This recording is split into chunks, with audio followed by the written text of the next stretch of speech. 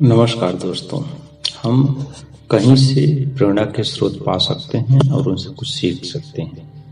आज इसी क्रम में हम महाकवि श्रीनाथ सिंह की कविताओं के माध्यम से कुछ सीखने की कोशिश करेंगे। तदनुसार महाकवि श्रीनाथ सिंह सीखो नामक कविता में कहते हैं, फूलों से नित हंसना सीखो, भंवरों से नित गाना, तरु की झुकी डालियों से नित सीखो शीश झुकाना।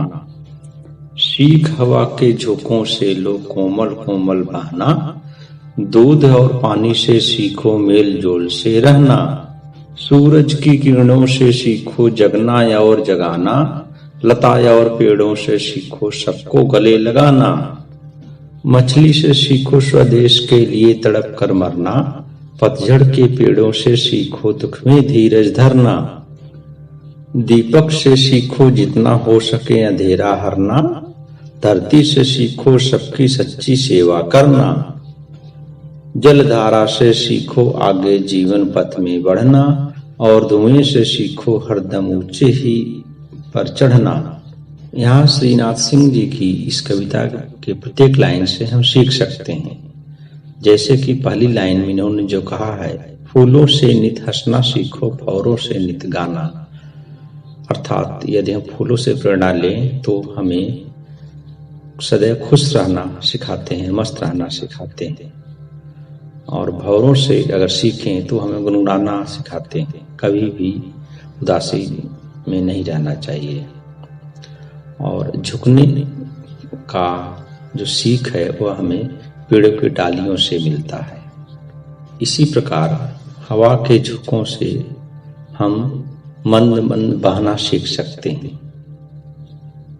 और दूध एवं पानी के माध्यम से हमें सबसे मिलजुल कर रहने की प्रेरणा मिलती है। सूरज की किरणें जैसे कि आती हैं और चली जाती हैं, दिन और रात करती कराती हैं, उससे हमें भी जगना और जगाना सीखना चाहिए।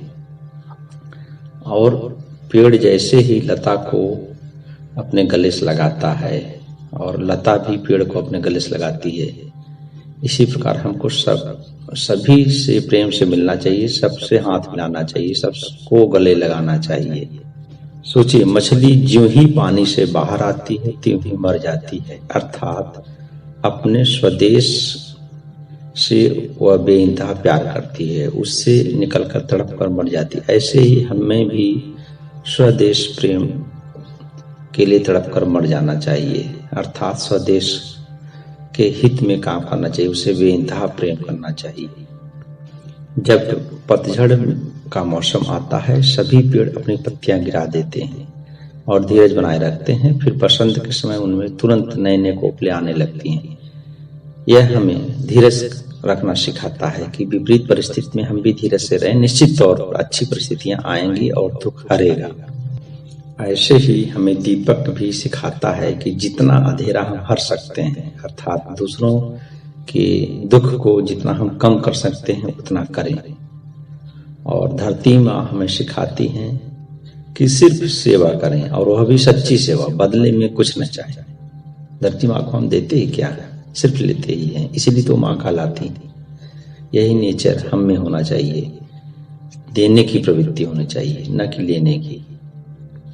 इसी तरह से जल की धारा हमें सिखाती है जीवन के पथ पर लगातार आगे बढ़ना चाहिए, तभी समुंदर मिलेगा, अर्थात हमारी मनोकामना पूरी होगी, नहीं तो हम कुछ नहीं कर सकते हैं। इसलिए सदैव आगे बढ़ते रहें।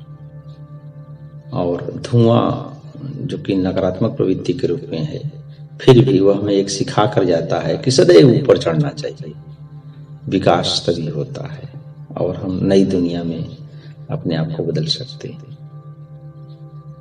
निश्चित तौर पर महाकवि श्रीनाथ सिंह जी ने इस सीखो नामक कविता के माध्यम से हमें बहुत कुछ सिखाने की कोशिश की है, और हमें सीखना चाहिए। और हम समझते हैं कि हम सभी इसे सीखेंगे और जीवन उतार करके अपने जीवन को एक आनंदमय दुनिया में बदलने की कोशिश करेंगे। निश्चित तौर पर आपको मेरी यह कविता अच्छी लगी होगी। जो कि श्री नासिम जी द्वारा लिखी गई है। आप इससे कुछ सीखें और प्रेरणा पाते हुए आगे बढ़ें। धन्यवाद।